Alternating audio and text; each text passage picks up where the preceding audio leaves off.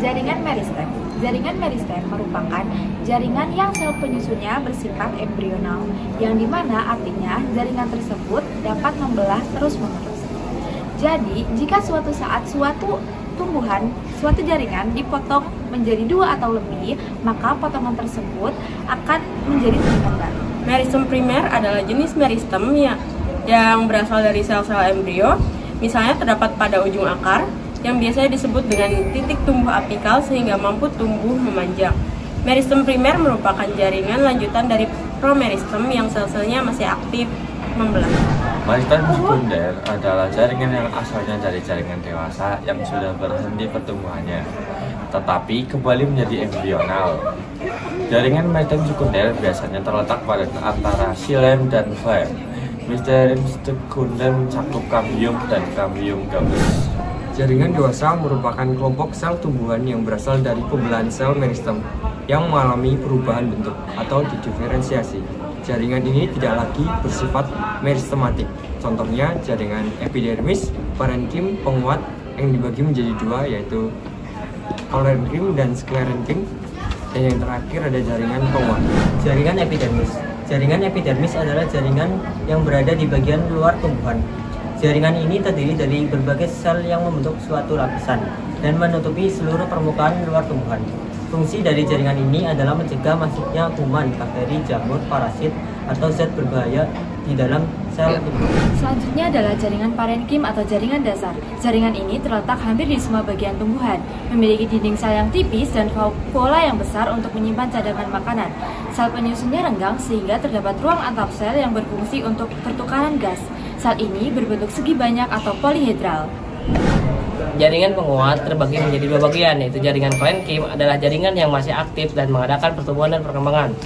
2. Jaringan sklerenkrim adalah jaringan penyokong dan dinding sekunder yang tebal karena mengandung zat aktif.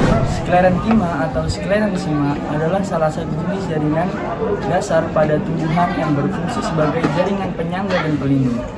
Sklerenkrim terdiri dari sel-sel yang kaku dan tidak dapat meregang, serta memiliki dinding sel yang tebal dan mengandung lignin. Sel-sel sklerenkima biasanya mati pada saat dewasa dan tidak memiliki sitoplasma. Sklerenkima terdapat pada berbagai bagian tumbuhan seperti kulit batang, batang yang sudah tua, xilem, phloem, korteks, pits, daun, dan buah. Jaringan pengangkut pada tumbuhan. Jaringan pengangkut adalah alat transportasi pada tumbuhan. Jaringan pengangkut dibagi 2 yaitu xilem dan phloem. Xilem adalah untuk mengangkut air dan zat hara ke daun. Jaringan xilem tersusun atas lignin. Kedua, phloem. Phloem berfungsi untuk mengangkut hasil fotosintesis ke seluruh bagian tumbuhan dan untuk penyimpanan zat organik.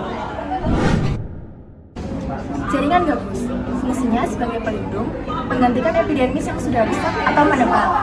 Dibentuk oleh kambium gabus atau velogen. Velogen ini akan membentuk velum keluar dan velodem ke dalam. Batang adalah bagian dari tumbuhan yang berfungsi sebagai penyangga, tempat tumbuh daun, dan juga sebagai jalur air, mineral, dan juga makanan. Batang terdiri dari 2 jenis, yaitu batang dikotil dan juga monokotil.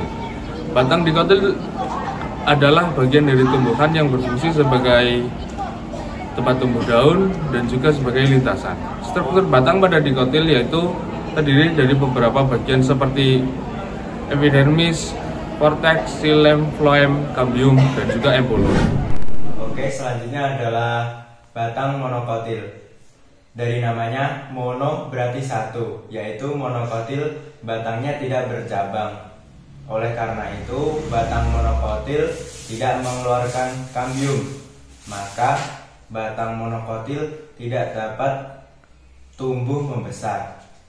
Selanjutnya, struktur dari batang monokotil yaitu ada epidermis atau jaringan pelindung atau pada bagian luar. Selanjutnya ada jaringan pengangkut terdiri dari xilem dan phloem. Xilem yaitu jaringan pengangkut yang berfungsi mengangkut air dari akar menuju ke seluruh tumbuhan.